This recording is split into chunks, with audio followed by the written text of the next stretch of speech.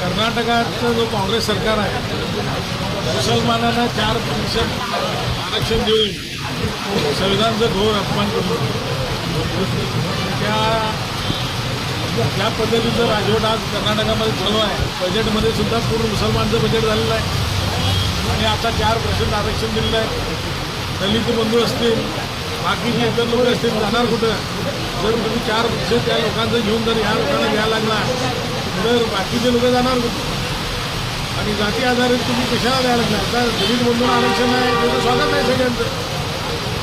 प्रत्येक समाजामध्ये गरीब आहेत, त्या समाजातल्या गरिबांना उद्योग निर्माण करण्यासाठी, शिक्षणासाठी तुम्ही नवीन नवीन स्कीम्स करा.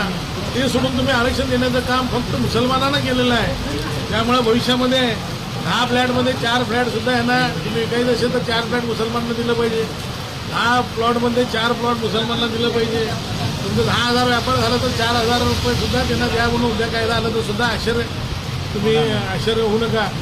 तर येणाऱ्या काळामध्ये जागृत व्हा आणि या काँग्रेस सरकारला धडा शिकवायचा असेल तर तुम्ही शांततेनं रस्त्यावरती उतवा आणि हे जोपर्यंत 4% त्यांनी जो आरक्षण दिलं ते मागे घेऊपर्यंत आपण लढा दिला पाहिजे आणि तुम्ही सगळ्यांनी जागृत व्हा.